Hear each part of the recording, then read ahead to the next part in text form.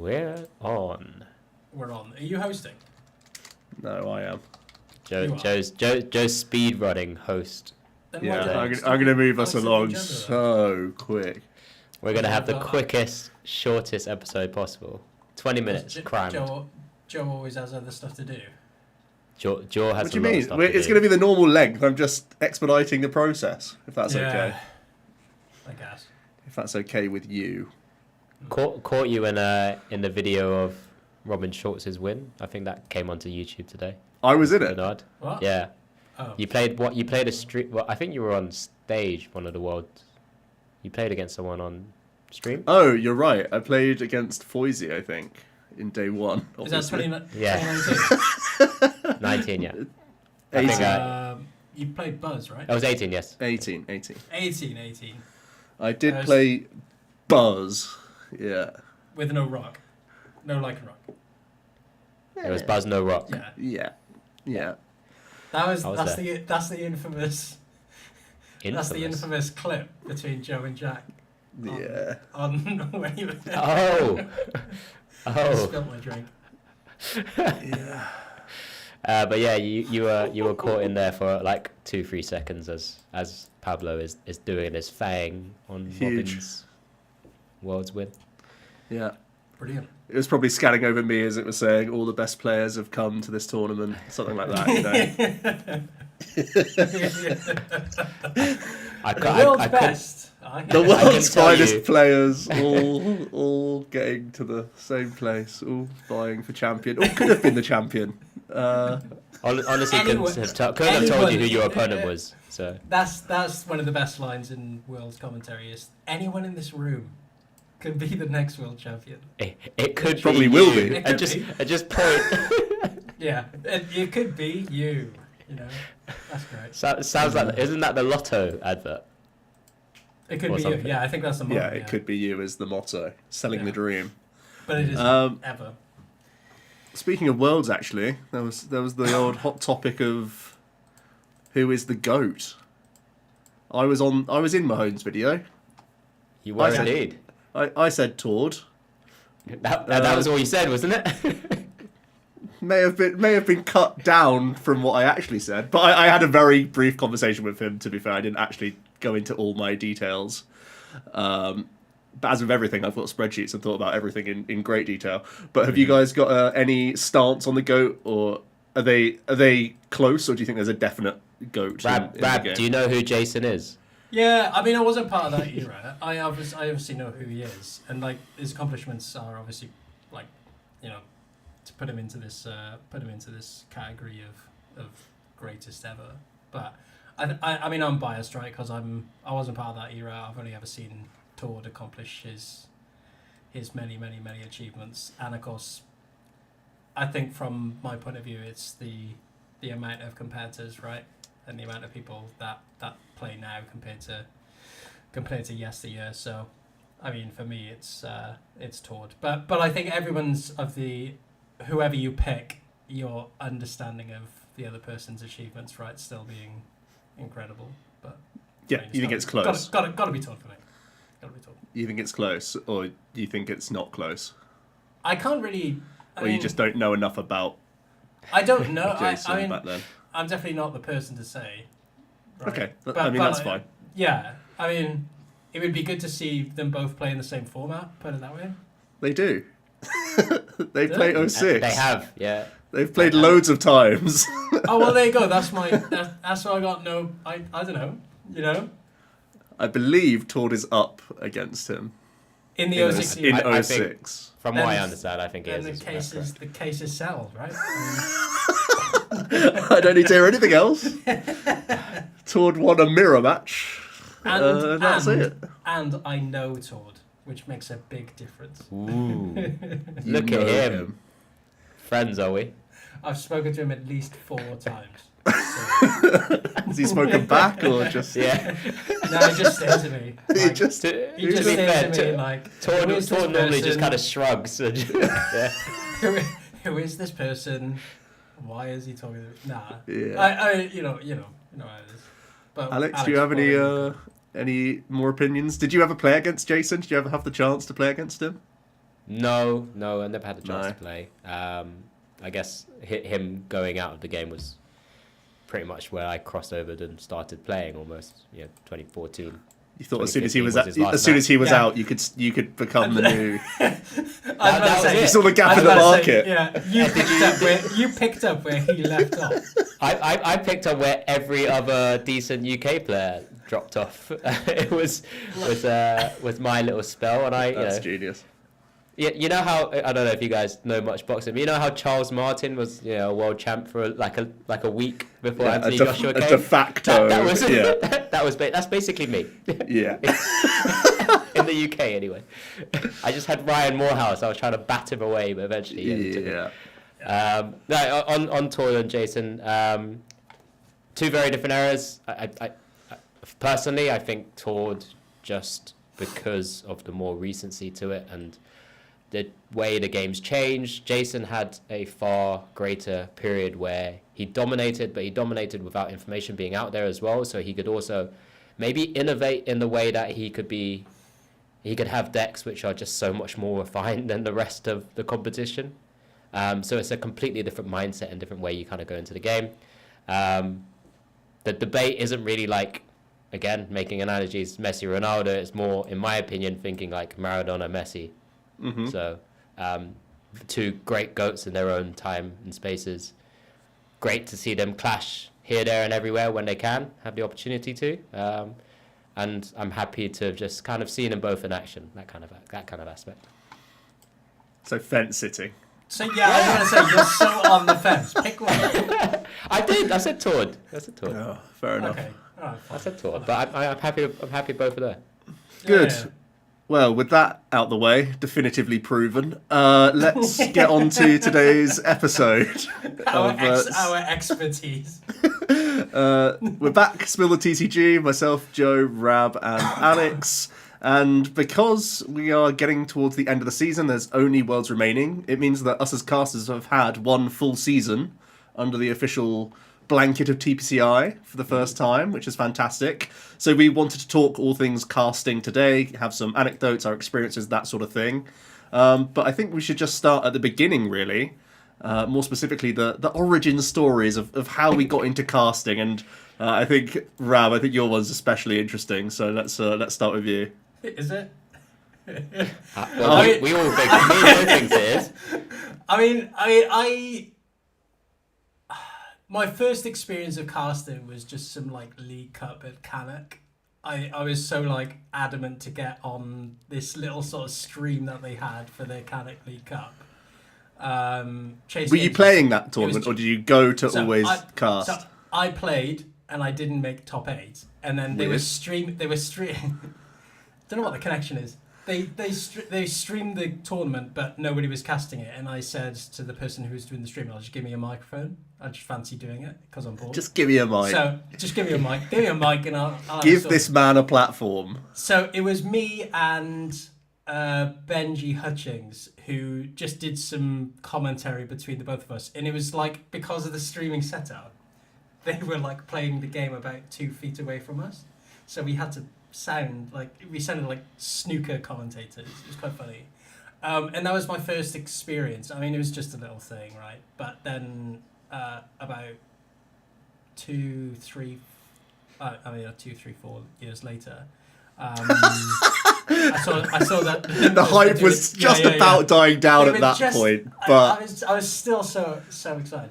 And then I saw Limitless were doing the kind of open arms approach to come and have a go if you think you're hard enough kind of thing.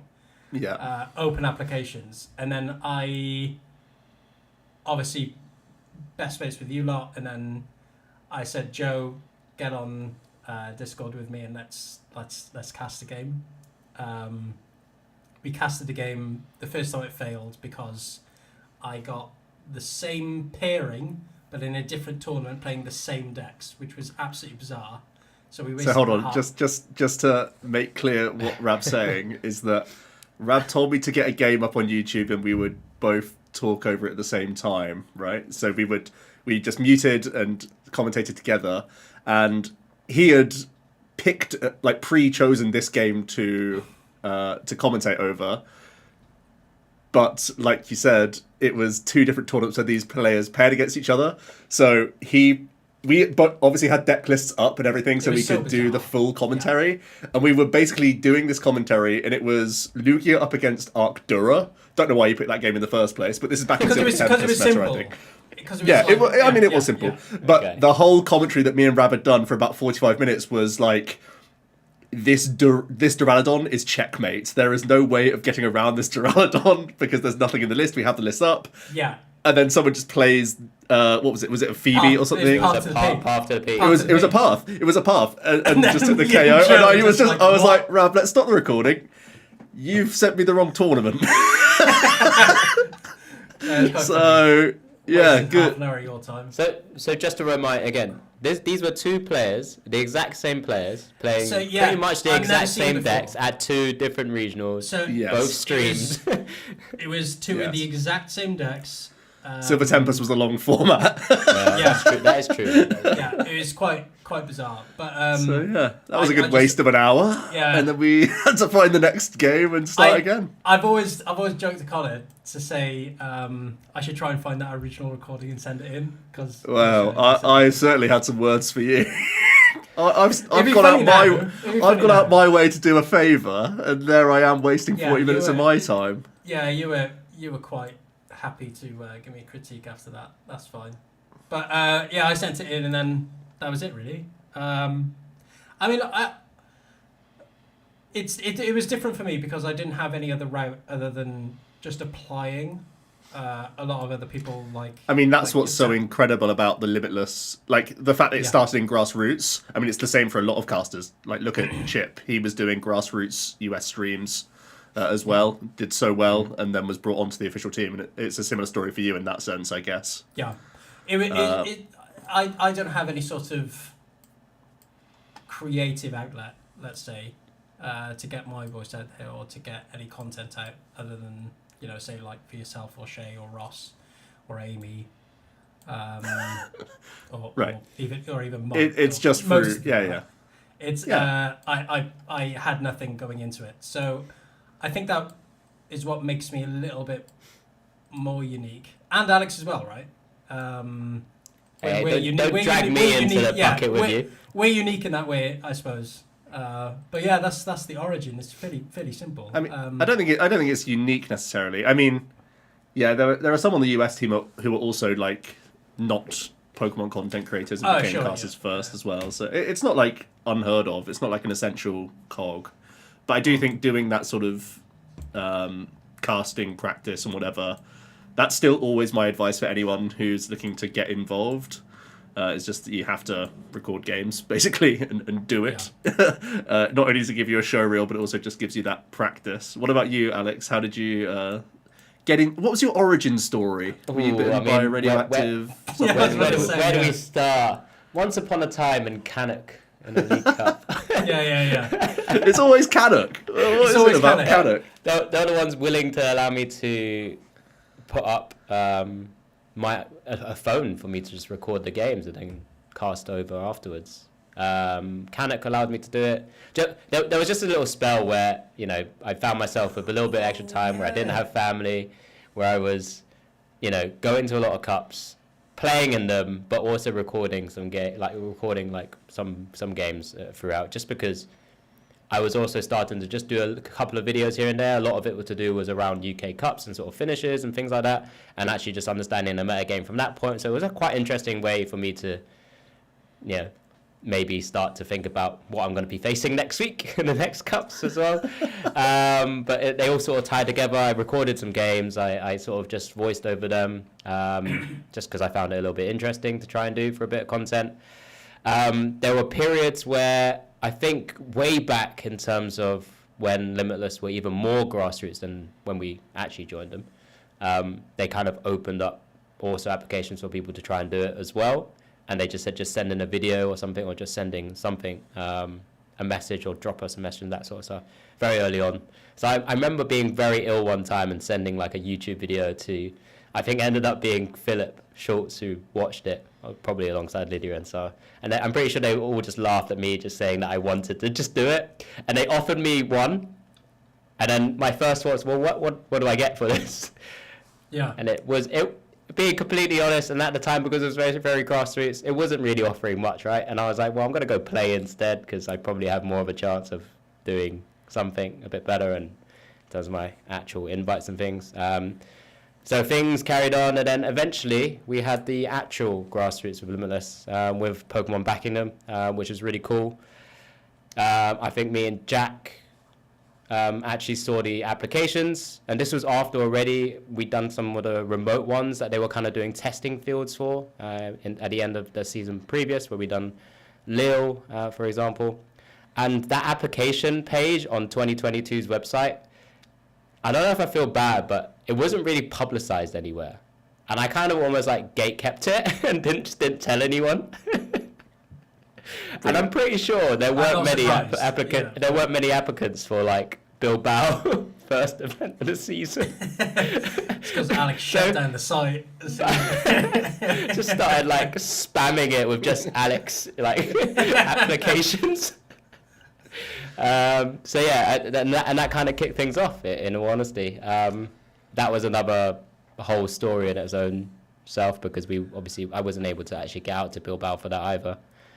So my first couple were remote casts, so all very well and interesting. But again, it was that kind of open application opportunity, and they knew I was always interested. I think Joe, I've probably asked since 2017 myself about what can I do to try and at least get my voice out there. It's probably why I started doing some of those videos in the first place, which I've now hidden away very, very far deep into the YouTube I was about to world. say, my mind was just blown. My mind was blown because I remember those videos. There's Chase Games kind of Cup. Yeah, I did one. I did Athena as well. So that was pretty cool. Yeah. But yeah, it just kind of started from there. I'm a fully competitive player anyway, and it allows me to stay in the game in just a different light, and that's the kind of most important thing for me. But that's my origin into it, really. That's the beauty. Yeah. So your first one was in this house, was it? It was me, you, and Lil. Jack. Me, you, and Jack. Yeah. Yeah. I had a little Instagram like. Look back 2-3 years ago, wherever it was, and it was us in Blazers in your us in Blazers. I think we shared one headphone each, and I think we had one camera, one mic that we had to like huddle around. I don't know why. I think I can remember a picture of all of you in Blazers and a shirt, but you're all wearing shorts. Yeah. Probably the case. Yeah. Definitely happens, because we would all like pretty much declothe when we were done. This is a tiny room. This room gets so hot after not a lot of time at all, and we 3 bodies spending 2 days there. Yeah, were all the cards still in the room as well? I can't remember. I think the setup was different. The setup was different. Empty. I think I only had one table up here. Yeah. It was just a table in a corner, up against a wall, window near it, dog barking, the same dog that was barking that we've always had barking. That dog. It's a great dog, but jeez, he's loud. Joe, you've probably got the most interesting one, because you can go way back when, as we kind of already spoken about. Well, I suppose. I mean, so yeah, someone from TCG reached out to me for just interviews, basically, because I was already making content, I suppose. So this, I imagine, is the old recruitment method, I guess. Mm-hmm. But it was really just because international championships were starting. Oh no, so it was before that, actually. It was for national championships. Yeah. And I think I was going to be that tester for internationals to an extent as well, to start sculpting an EU team, I imagine, looking back at it now. And I think really the only person who'd done any broadcast stuff at all in Europe at that point was Ross, probably. Yeah. And, I already knew Ross pretty well. I don't think so that Nats, the year before, he had some people on to do casting with him. I wasn't one of those people, but he still interviewed me. I was still Nats, on his... Right? Your win. Yeah, because I remember him bringing people back. Yeah, so really dodgy room where so I was actually on his round 1 stream. It was me and Jake were on round 1. Jake Waldman. Oh yes, yeah. So I was still part of the broadcast, and he had so much downtime between rounds that he interviewed both me and Jake, and we were just chatting and stuff. So I got to know Ross a bit more just from that, and then obviously we were both making content at the time as well, so I probably do have to give a lot of like credit to Ross in that he probably was tipping off TPCI if he was asked for like people to interview at the very least, or like create a shortlist or anything like that. I don't know if that's actually the case, but I have to think that it could have come into the conversation. But yeah, I had to do like 2 or 3 interviews over Skype, and it was with various TPCI people. Oh, you actually had proper interview process? Yep, I did a full proper interview process. I suited up, even though I was just on a webcam thing. Yeah, we always do. So. I think I remember being asked about... I was asked loads of like format questions, I remember. Like including like what would you play at UK Nationals that year and stuff like that. So, and then I would just obviously go on a massive spiel because I can just talk about that stuff for ages. So yeah, the interview ended up, or like the multiple interviews ended up being like over 90 minutes each, because when they would ask me like one question, I would go on for a long time. So they could see that I could feel air. This kid can talk. This guy knows his... Yeah. I mean, I mean, I've been obsessed with Pokemon for years, right? And I was at that point, and I had lots to say. So, yeah, it was a full-on interview process for me, and then we got on to the Nationals. I was going to say, when those Nationals happened, were they the teams of 4 at the time? Because obviously I do recall you and Ross doing a lot of the Nationals. So it going was around me, Europe as well. Ross, Freya, David, Julian. Was it Julian? Okay. So it was a team of 5 at the time.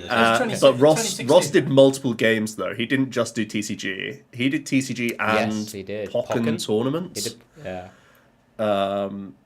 So yeah, it was a bit of an interesting setup. I completely forgot about that game. But yeah, Is it 2016? Was that 2016 or 2017? 2016 Nationals. So we did German, Italian, and UK Nats. Oh. For some reason, and Puka came to UK Nats to sort of blood us, I guess, give us our first mentor us. He for our was first, the first mentor. Oh. Yeah, the OG mentor, and that's also the weekend where I learned how to play Cube, or learnt what Cube was. So that, in so many ways, was like a life-changing weekend for me, for better and worse. Yeah, that's where the love affair started. So what's our motivation for casting, Rav? What's your main drive around wanting to cast these tournaments? I think I've always been a big fan of the stream and posting content around, or live content around these larger events. I think whenever I speak to people outside of the community about these events and about what Pokemon is and what TCG is, even VG, and of course back then Pokken and Go as well, and how much the community comes together to celebrate the game and compete and all this kind of stuff. And I wanted to enhance that. I wanted to be a part of it. I wanted to make the stream better. I wanted to be like I said, just be a part of its growth, and it certainly has grown in the past.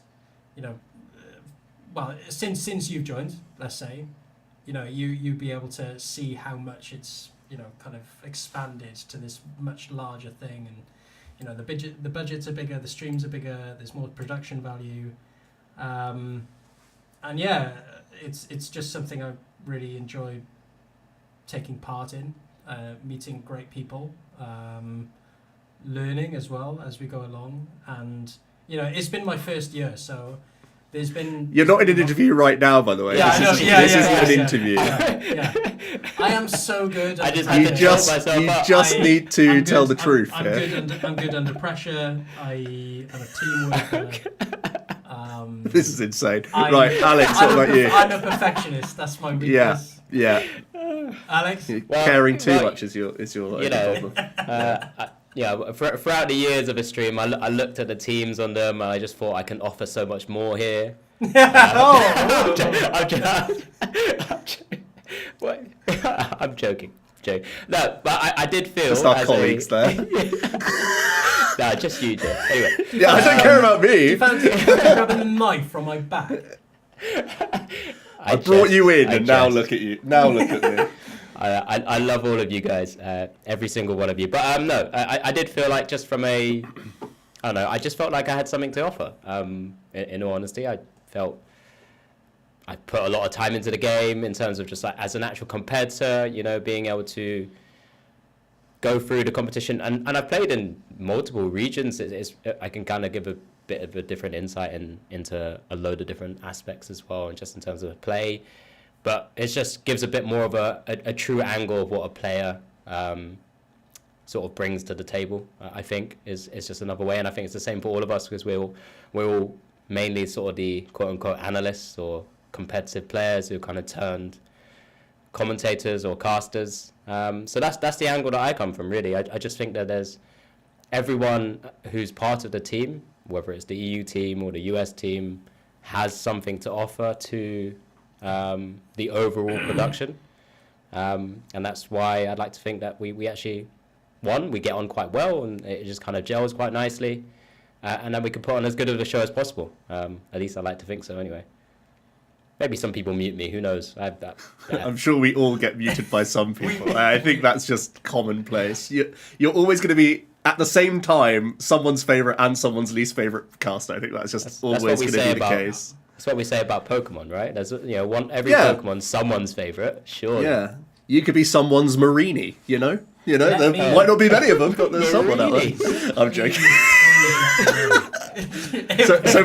so my motivation is mostly just out of admiration for the casters who have come before. Like, obviously, Puka from the Top Cut is a massive figure for so many people in the game, and myself included, obviously.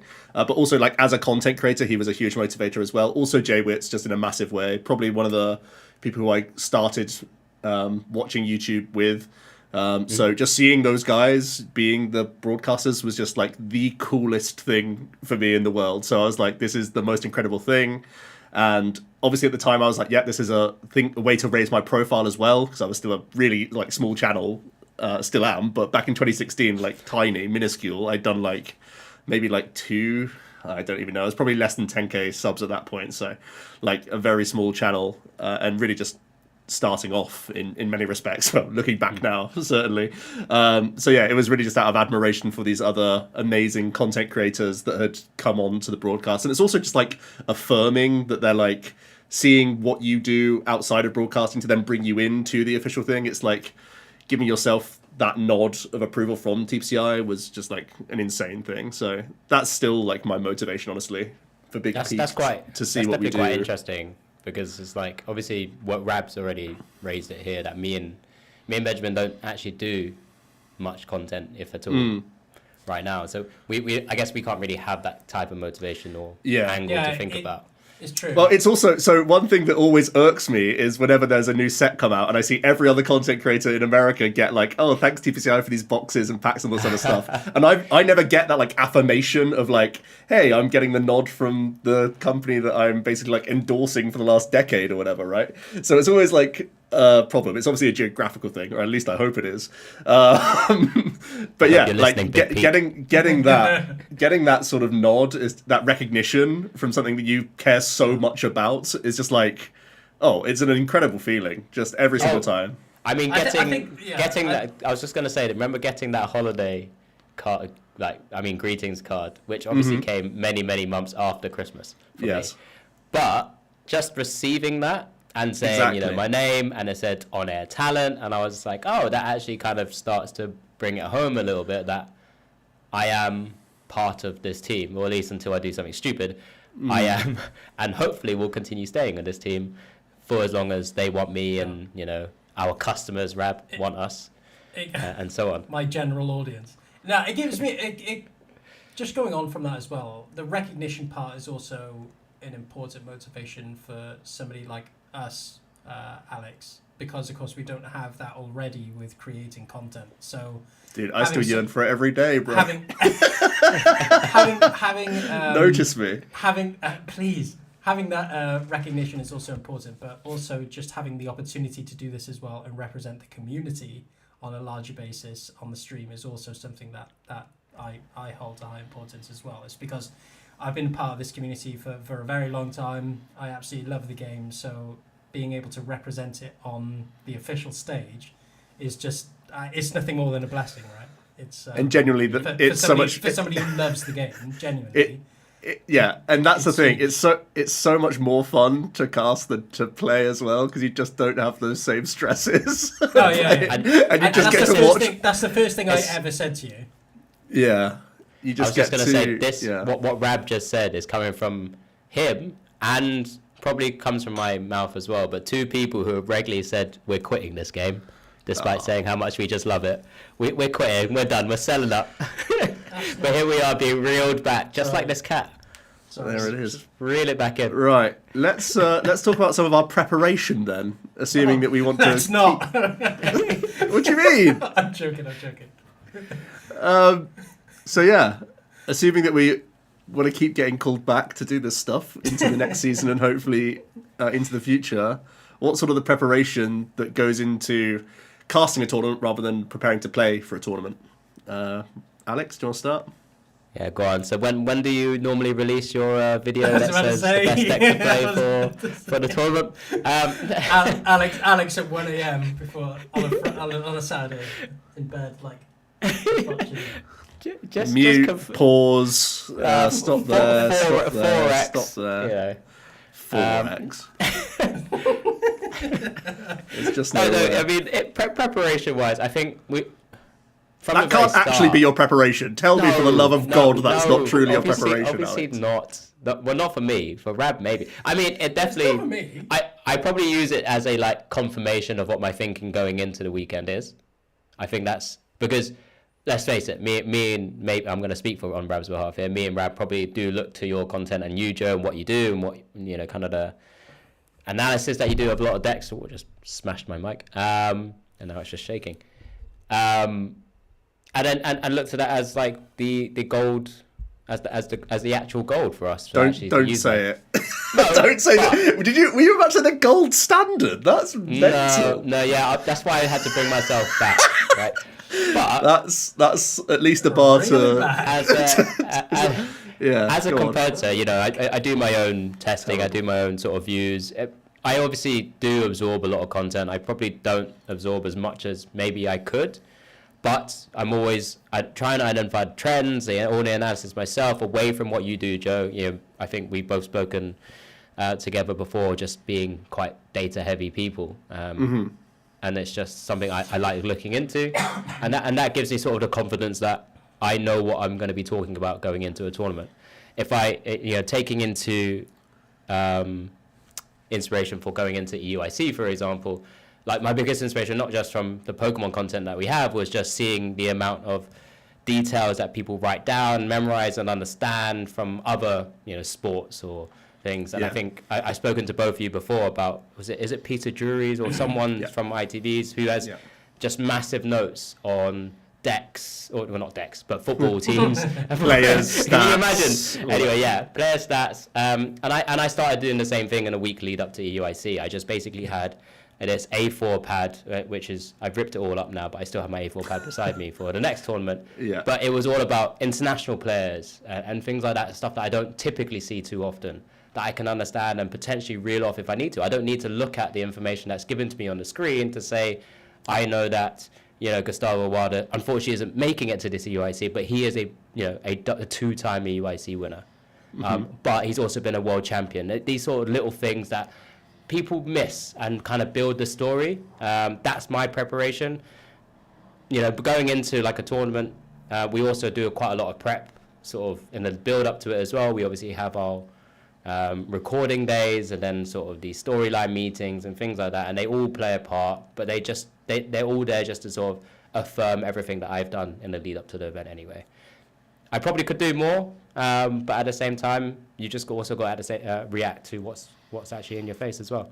I think from a practical sense, we always on the desk have computers, and we do just have Limitless as still the most busted resource. So I feel like that's also just like so easy to do. Obviously, for like players who have been around the block for longer than that, it's more important to do that research for, I would say. But I do think that like you can, at your fingertips, as soon as you get your pairing in, you can just do a quick Limitless search of both those players, and then at least like their best performances of the last few seasons and whatnot. So I think that's pretty easy to do, even without like a notepad. But I think it's testing all sorts of decks is one of my just main things. So that from a matchup, I because one of the things that I try and pride myself on in commentary is think ahead of the plays that are happening. And that only comes from experiencing it yourself and knowing what you think the players are going to like the lines they're going to take. And I think there's obviously an element of that you can do on the fly, just by like looking at deck lists and this, that, and the other in their board position. But I think there's a huge element of just like having experienced it yourself, seeing what their deck can do and figure out that is the biggest thing. So there's nothing better than just playing lots of games, and it's better to have broad knowledge than deep knowledge. I think in casting you can just about cover things up that you don't know for certain in commentary, whereas the players, it's like glaring. Like if you get something wrong in a game, you lose the game. If you can beat around the bush in commentary, you can make yourself sound smarter than you possibly are at times. So it's more important to have like a broad basis of knowledge than super deep, I think, for casting. And yeah, like you said, Alex, definitely like look at the last few regionals and ICs and stuff, just to have that, like, you almost want to tell yourself the story of how the season's been going in terms of like how decks have been flowing up and down in like their trends and stuff, because that is also coming into things as well. Like a lot of people care more about like what decks are doing well than what players are doing well. There's going to be people who care about both, but there's people who only care about like the deck for their next tournament they're going to, especially when there'll be Americans watching the EU stream and the EU players watching the American streams a lot of the time. So it's almost as important to just talk about the deck's progression and how the lists are changing and stuff like that. So those are my like key insights that I do for preparation, as well as just tons of content. I have headphones in all day. Oh, go on. I was just going to say, I was just touching on that point, like when we're casting, and especially if we're doing like a sofa segment, which many people probably might not listen to, but they will when we put up like the day one graphic, right, of the most played decks and things like that.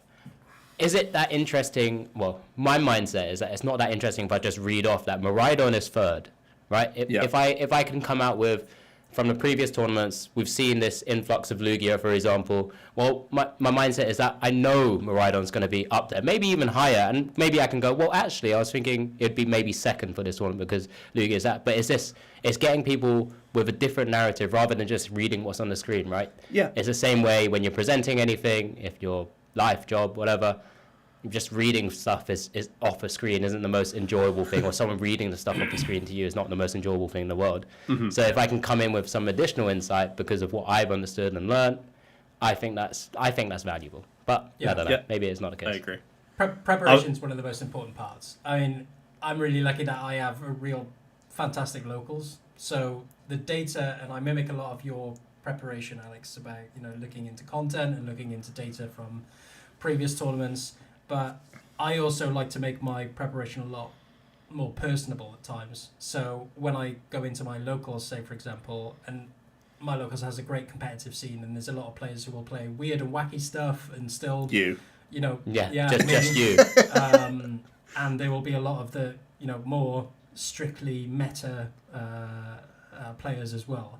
And I sometimes like to ask them if they were going into a tournament, what would they like to play, and then they would give me kind of this, as I like to call it, ammunition going into an event to be able to continue to talk about what players are thinking going into a tournament, what players may be looking out for, what are the kind of decks that they're looking forward to seeing, as well as who's the hot one on the block, so to speak, in terms of everybody's expecting this to do well, or a lot of players out there are saying this, that, and the other. So, like you said, there's a lot of content out there, especially with things like Limitless, that you could just search any time of day. So somebody watching the tournament will easily be able to say, well, Lugia, got so many in top 8 in the last tournament, but what does that mean as a presenter, as a commentator? I have the responsibility, I'd say, of piecing all of that information together and then spouting something out that puts all of that together and makes sense. And I'm hoping I am making sense in saying that, because it's I mean we'll touch on it in a minute about kind of going, my first thoughts going into casting was just that I'm just talking about Pokemon, this is going to be the easiest thing ever, right? And I'll just be sat in a chair just talking about the game and speaking about that is what's happening. But it's not just that though. It's not. Well, you may as well go into it then. it's the kind of the showmanship and being able to articulate all of those points together and being able to see it in an analytical lens. It's not just talking about the game there and then and that's it.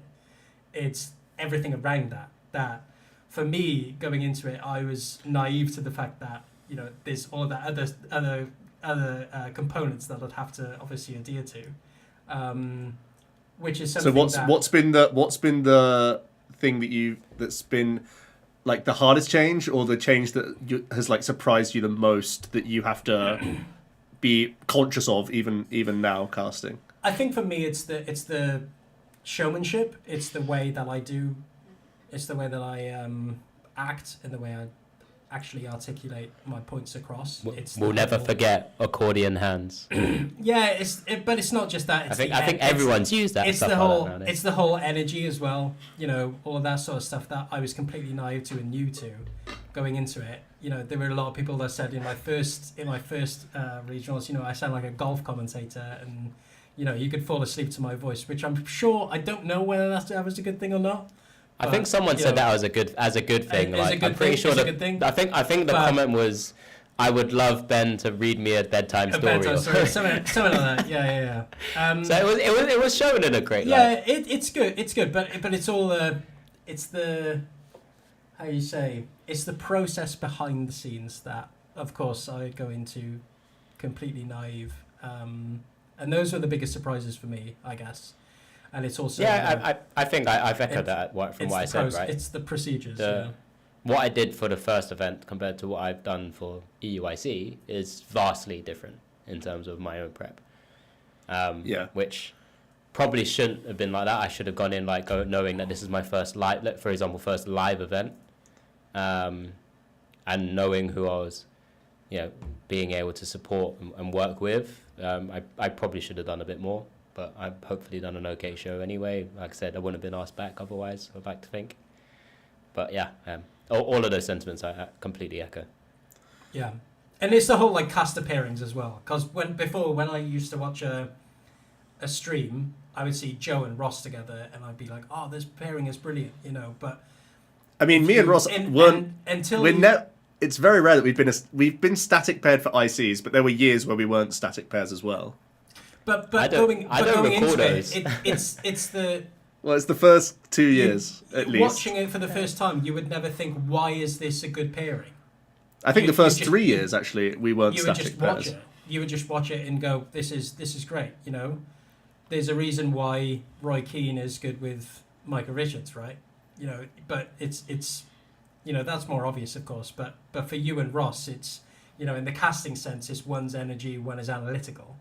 One's a lot more, it's that balancing. Yeah, it's that balancing act that I wasn't aware of going into it.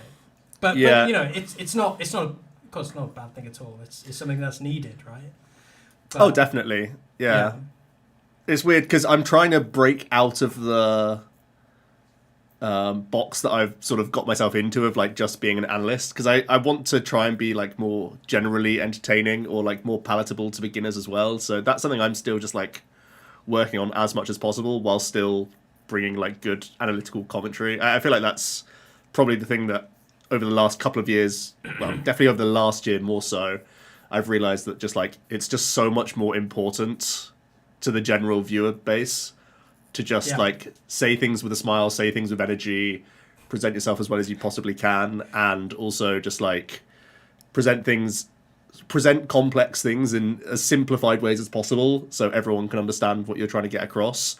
And also just things like shortcutting. I shortcut so much stuff and I hate doing that as well, because what I'm saying can be lost to the greater viewer base if I'm just saying oh, he's got 2-turn clock for win because he's holding on to X card or Y card, and then not go into what he has to do with these combination of cards that gets towards this sort of win. It's the smaller stuff, because when going into it, I would be like, oh, okay, well, they just need this, and this, and they won, right? I mean, there's people on the for everyone. There's someone on the sofa that's oh, he's got boss in hand, and we could say that in commentary, but that's not great commentary. You know what I mean? Yeah. There's so much more to it, which I think is interesting. He might have a 5-card process to game that we are fully aware of. Yeah, and we need to articulate it. But also, Yeah, I think I've also made mistakes in commentary in that sometimes I will outline the next turn like before it then happens, and then the next turn comes, things can happen exactly like that or just differently than that, and then we don't really have much to say as well. So I think there's been times, I remember me and you, Alex, we had a horrible final that we did together. I mean, we were always going to touch on that as like one of our like memorable moments or kind of things that we've challenged, like faced. Yeah, right, I mean, this was one of our. So I've had some bad finals. I mean, this year I had to do the Snorlax Charizard, where the Charizard player turn 1 benches Radzard when he doesn't have enough fire energy to attack with it because he prized 2. So he loses on turn 1. He literally loses on turn 1, and I have to sit there for 45 minutes and wait. And I was watching and looking at you. Terrible, at you absolutely terrible. And well, yeah, this was a similar situation. Not quite as egregious, Alex, but there was a Gudra player that lost zoned a card that was his win condition card, and then we both outlined that he had to take this card while he slowly puts the other card into the lost zone. Or puts the card we think he should take into the lost zone, and then we're like, well, he can't win now. And Nico is just yawning through the game, literally attaching and attacking. And then it goes back to the guy again, and he's just like, has no way to win and is taking slow, long turns just to try and figure out a random tiny percentage that just isn't there at all. So we basically outlined something on turn like 5 or something at that point of the game, saying he's lost. But we still played like 4 more turns, and then naturally like the energy goes down, everyone knows the game's over, and yeah, that's like kind of on the players, but it's also like on us to maybe be like, I don't know how you even make it more interesting at that point. Interestingly, for the go on. No, I was going to say that was a complete like learning experience, just in terms of for us in a finals where I think we it was. know naturally we're more analytical, and that's why we were kind of, and maybe what we shouldn't have done in terms of outlining what he should be doing, and in the next few turns as well.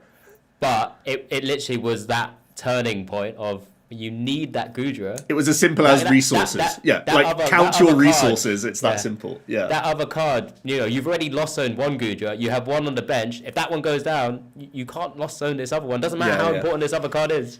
Yeah. You need it down for a chance. Yeah. It's weird. It's weird to think that like in TCGs the game can end not when the game actually ends. And very much this was a case where the game was over as soon as this decision was made, because there was no win condition for one player at that point, and it was down to going through the motions, which I think is strange. But just circling back to the Snorlax game, where I knew the game was over on like turn 2, I basically just pivoted my commentary style away from like let's do analytical stuff to just like let's just have fun with it, be more jokey.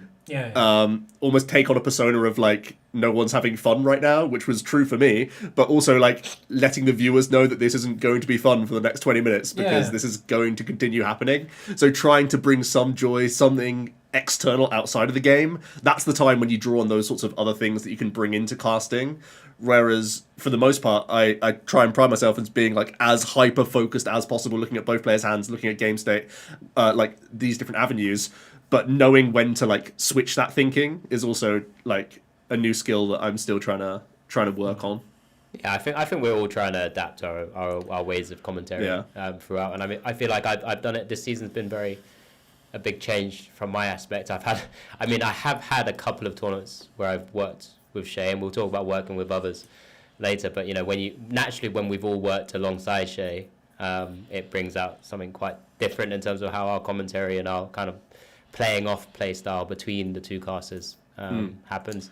Ben, any sort of challenges that you faced other than potentially putting people to bed, jigglypuffing, singing them down the mic to them? Yeah, I mean, it's my first full year at casting, so I did two events the previous year towards the end of the season. But in my first year, I've realised that there is so much to improve in terms of all of those components outside. It's the understanding the game is great. Obviously, you need that going into it. Understanding the cards, the meta, all that kind of analytical stuff is fantastic. But that's not the be all and end all. It's the stuff, like I said, it's the stuff around that. It's the articulation, it's the energy, it's the showmanship, and it's also playing off of other casters and things like that. And that's what's kind of interesting. That's something that comes over time, right? And I get that. Yeah. So but I think in a way the fact that we haven't had static pairings has probably made that more like we've had to be more fluid in our casting and assume roles in certain pairs at times. Like there'll be times there'll be times where, like, if the European casters are on like a spectrum of like leaning analytical versus leaning flavor or whatever you'd call it, color commentary or whatever, it's different between like the US and EU. So the play-by-play stuff is different, right? But at least the way they describe it is different. But yeah, there'll be situations where I can lean less analytical. Like, for example, if I'm with Freya, we can both lean analytically. So we both have to go into the broadcast thinking we need to bring as much energy and fun to this as we possibly can, compared to Ross, where I just know immediately that there's going to be fun and energy like right next to me, and I'm basically going to be his wrangler and pull us back into the game when we have to. You know, it's like a completely different hour that I have to focus on different things. And I think that's been interesting. I wonder if they'll actually start doing more fixed pairs now that we've had a year and they can like see who they like and who they don't like paired with each other. That's something that I'd be like interested in exploring. Maybe it's because I'm from a position where I know I'm very happy with like one or two, but I'm happy to cast with like everyone. I also sort of pride myself on the fact that I feel like I can cast with basically everyone. I think, Joe, you don't want to cast with us. No, I mean, that's definitely not the case. But I mean, you know, I would love casting with you guys. But I also think that, like, from a production standpoint, it's probably not ideal that me and Rab cast together, or me and you cast together, Alex. There's 3 analysts in a room right now talking about casting, and we basically have the same strengths and weaknesses in that regard, I suppose. So we need to be paired off with other people. And even though we're trying to work on providing energy and being more eloquent and all this other stuff, and having stage presence, you know, like how your posture is, like looking down the camera correctly and doing all that sort of stuff, playing with cameras as well, like all of that stuff is elements that we are trying to bring to our own game. But at the same time, knowing that someone right next to you could always be that counterbalance to bring that to the broadcast means that maybe it's better for us to just be lean analysts and like be the wrangler for other people, you know, like Shay, Amy, Ross, incredible, just like, and Mike as well. I mean, he's becoming more and more of an entrenched player himself as well, but like they have such natural stage presence. They obviously, as content creators, look down the camera all day, know what to do, and like know how to present themselves and stuff. So it's weird to strike, like, I feel like striking a balance and having fixed pairs also sort of solves the issue of us trying to become like more complete casters. Not that that's an issue, but I'm saying like we could, like, or for many years, I suppose, before this team was established, I would just be content with a role that I had for many years, right? I would only do like 1 or 2 gigs a year, so I couldn't really focus on improvements too much. I would, like, whenever I got an IC, thank my lucky stars and be like, oh, thank goodness I have Ross next to me. He's a fantastic caster, can do all this stuff for me. I can just sit in my little pen and talk about the game. And I feel like now is like a different era where our skills are all being tested as casters in so many different ways. And it's hopefully making us more complete casters in most situations. I don't know if any. I don't even know. So like, it's so weird that I'm thinking so much differently about how I've casted over this year compared to previous years, and I don't even know if that will come across to basically anyone. I don't know if people have already like made their assumptions about me as a caster and like think I am good, bad, or indifferent or whatever, and they may not even see a difference between my casting from 2 years ago and like this year. But I feel like the change just in casting in general, like if you go back to any broadcast from like 2015, 16, 17. Everything is different. Like energy and like the awareness of using energy from all broadcasts now is so different to the previous years, where I felt like we could be those like golf casters, you know, where we could just add in our insights.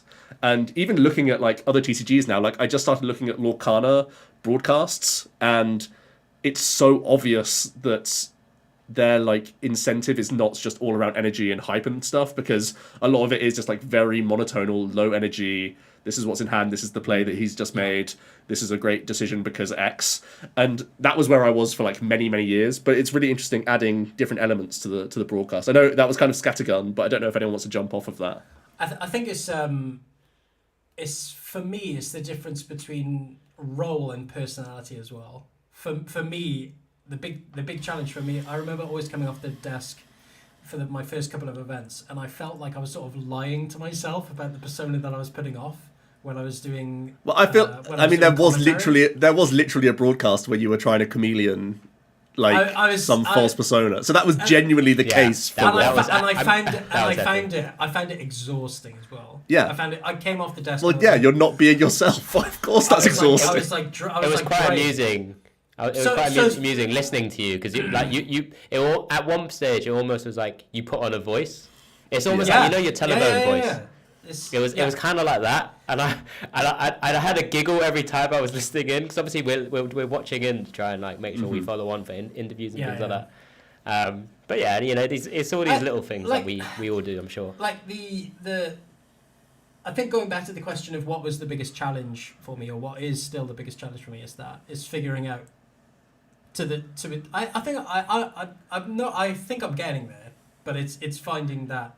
You need to wear a I am Rab enough t-shirt, and I am Kenuff, I couldn't weave it in. I'm enough. I am enough t-shirt. That's what you need. I think that's my that's probably the biggest challenge, going back to that question.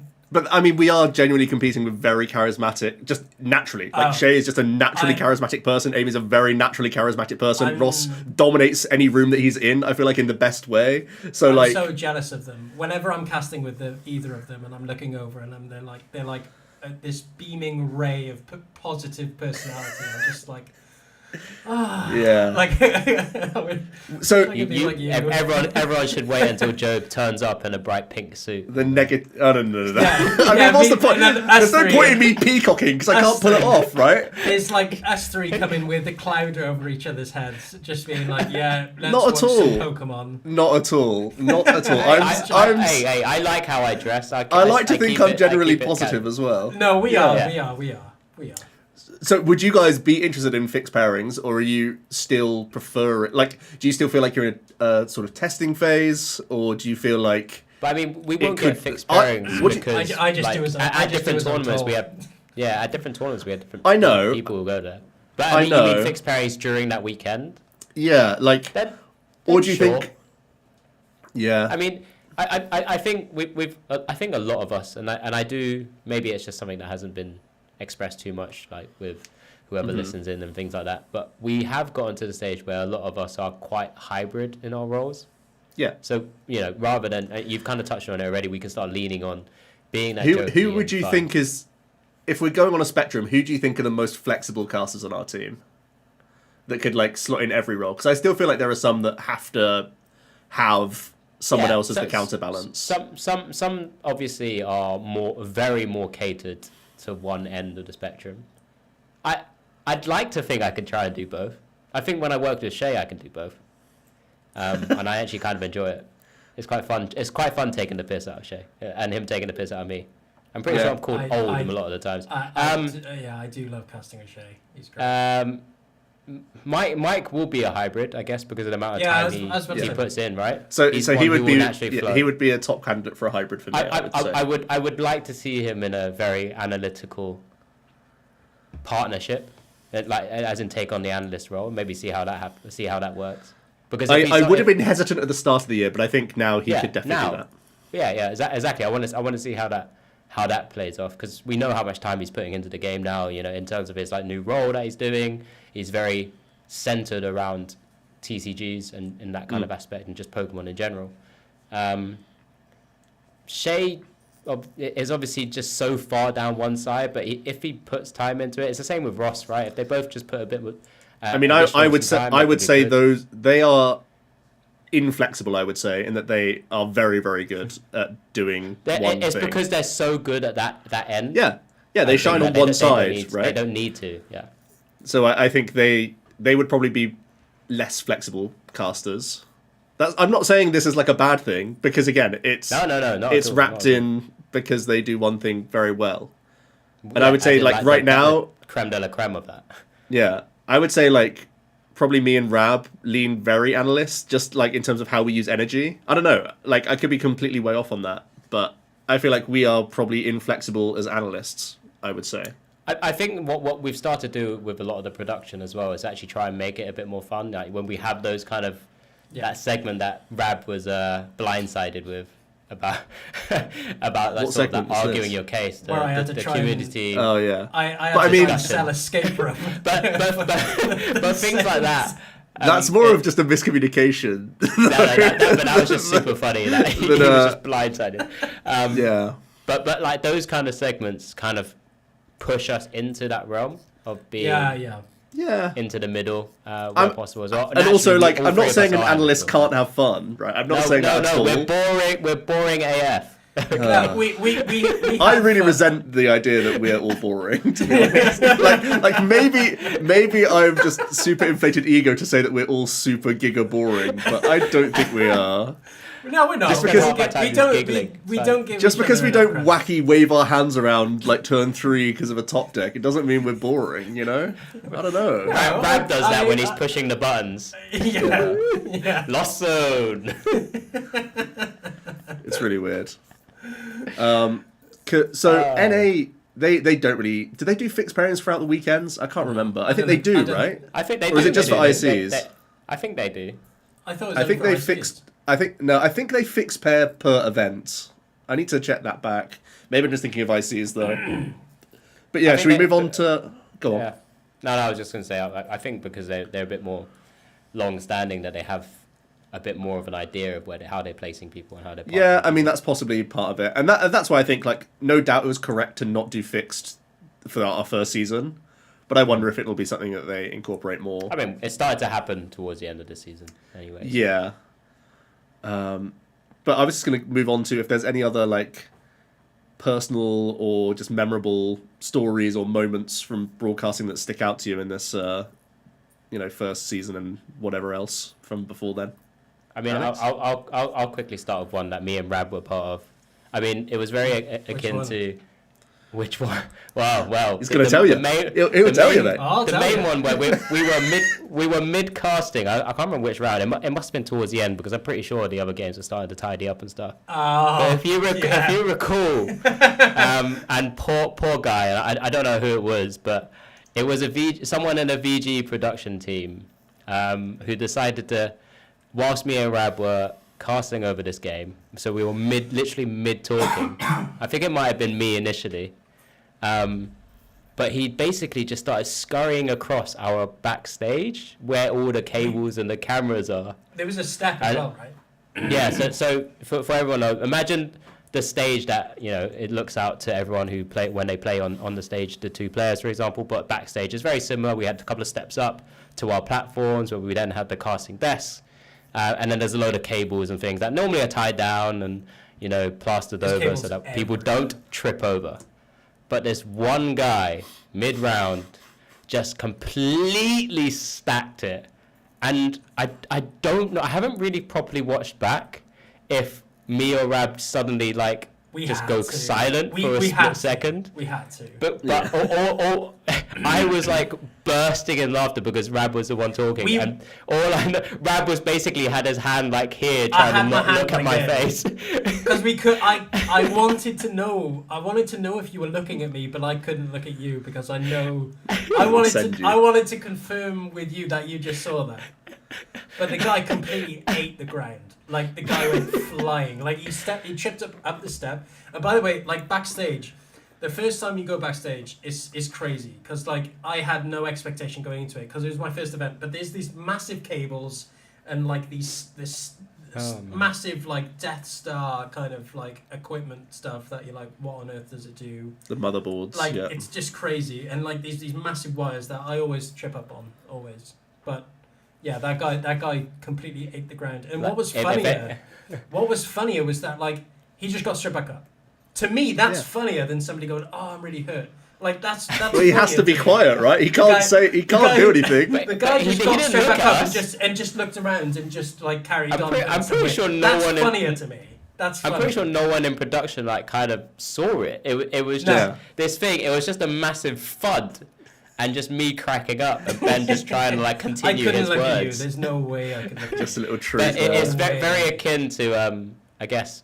I mean, it was kind of off stage as well, but Tor did stack it after winning LAIC, right? Is that the case? He did fall when he went. Oh yeah, he fell. Stood up. It was very similar. I'm pretty sure Tor face planted. Yeah, he did. But that was basically the same thing. But it happened backstage, mid casting, and it was actually Stuff one of the that. funniest things. I mean, stuff like that happens all the time. At least something happens every day when you're casting. Something backstage happens. Oh yeah, tons of. wild like, things. Yeah. The one thing happened to me was when Amy and Lydia thought I was like choking for some reason. But so after on day 2, after I've casted about 8 or 9 rounds past the 2 days, my voice just my throat just starts to go really dry and I can't swallow, and I'm trying to swallow. So backstage I was like, learning so much about you, man. And Amy asked me a question, but then looked over to me and was like, and then Lydia, and then she was like waving over Lydia, and Lydia was like grabbing the water bowl and was like running straight back up. And then, but stuff like that happens all the time. I mean, especially with me, that happens to me at least one event. Yeah, I'm just trying to think of bring a bottle of water. Why would you not have a bottle of water? I'm always scared. You know why? I'm always scared. I press the laptop on the. Oh, you not press the mute. Yeah. I've definitely pressed, because they don't mark it correctly all the time. Instead of the mute, because there's 2 buttons. One's mute, completely mute, and the other one goes back. Bro, they can tell me 30 times which button's which, and I still don't trust myself to press it. There's nothing like giving Connor an earful of... That is refreshing. More energy. More. Honestly, it's just... I've pressed the button so many times where I just start, heaving or coughing into, Lydia and Connor's air, because obviously we're supposed to be using that to, we need some more information. The funny thing happened was when I did... when my throat did dry up and I couldn't speak the second time, I was trying to sip and cough and away from the microphone, and then all I had in my ear was Connor saying more energy then. And I was like resolve. There are a couple of interesting things, just two off the top of my head. We did, I think, again, it was one of my earlier events that I did with Mike and Barish, obviously a VGC player, but decided to cast a TCG with us for one tournament, which is always good fun. But there literally was a balloon that had helium in it, floated all the way up to the top of the ceiling of the venue, and had finally started descending. From an angle, all we saw was this giant, very pink, very phallic-shaped balloon, and we had no idea what to expect. We were in... This must have been in Warsaw, I think? Maybe not. Oh, no, Stuttgart. Well, it was one of those two, because they were quite close in terms of timings. And it just started descending midway through, not during the round, but whilst Barish and Mike were at the desk talking. So you can just see it coming down. Analysis. Yeah. And I was just staring at this thing, and then all of a sudden Mike notices me staring at this thing, and you can see it in the broadcast. He just looks up, and you can just see a big grin on his face. And then Barish looks up, and then he's got a massive grin on his face. He's like, "What the hell is about to drop onto in front of the cameras perfectly like this?" And it's just this massive pink balloon, and in the end, it was a number 1 balloon. So you can kind of see why it's deflating. That's why it's kind of becoming very phallic. But in the midst of all that, whilst they're also talking and laughing and seeing this balloon come down, they also see me dive behind the scenes to try and yank it out of the way. Get it out of the way. And I think production were like, "What the fuck's he doing? Why is he diving out equipment?" Just start waving in the back. Yeah. I've got it, everyone. I've got it. Should have just walked across the screen with it at the same time, but no, that was the trophy award ceremony. You just hand someone it. Yeah. You are now number 1. You've got to wear it as a hat for the rest of the day.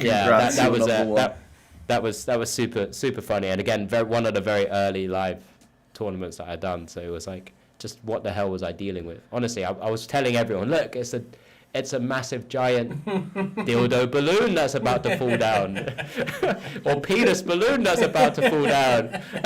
And as it gets a bit closer, okay. I just love that production can't do anything at that stage. All they can do is they're just helpless to where that's landing.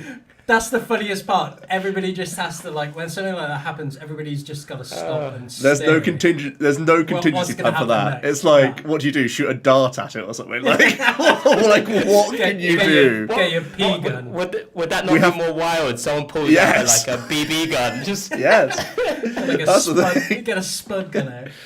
You'd have to silently get a ladder and hope to catch it before it drops first, and you're like doing fishing for it at the top. Surely that's a health and safety hazard. So that was fun. Yeah. The only other one, I mean, I could only say is what created this group chat at the end of the day, but we'll keep leaving little hints there and everywhere. Is it finally time? No. I don't know, Rab. Is it finally time? Good point. It's never time. Right. I think that's where we have to end it then. Good. Yeah. I think that's enough, actually. I mean, we've been going on a decent amount of time. I think we can wrap it up there, guys. Unless there's anything else you want to end up on. I mean, we probably should do one last little couple of minutes and just saying I know you touched on it a little bit, Joe, but other people are always interested in joining this aspect of. We're full. Casting, right? Yeah. End of story. All right, we're full. Okay.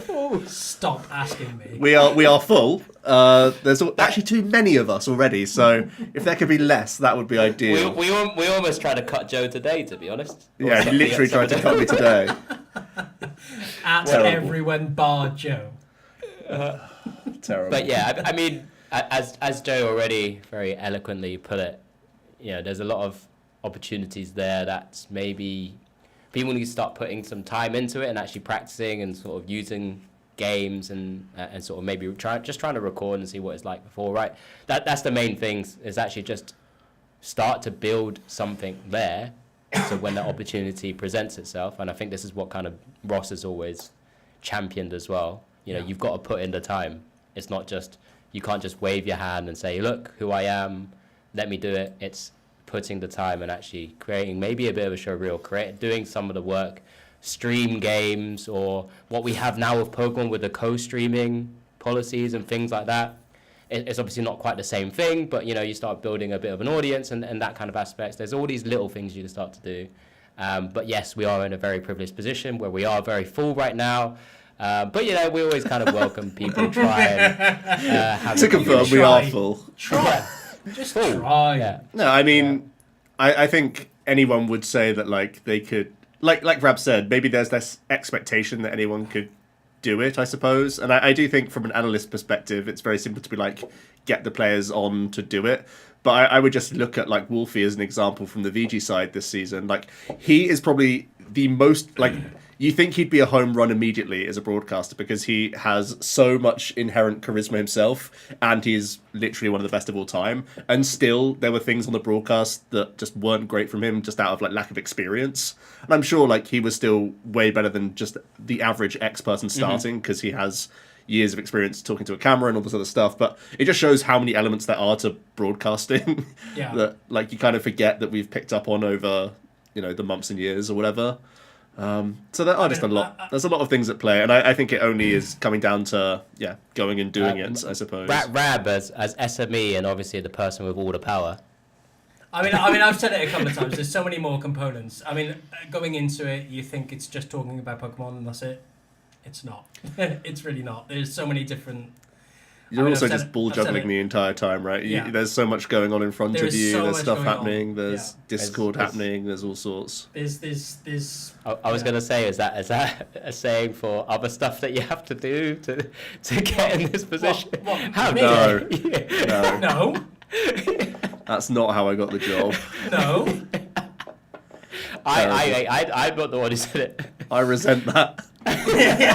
Stricken from the strike that from the strike that from the record. Strike that. I mean, I suppose I was just lucky that I was doing content the era I was, because I feel like there's so many people now that you could just look at them and be like, they would probably have had the opportunity now were it not for people already in those positions. So that is, I do accept that that's a very fortunate position from my side as well.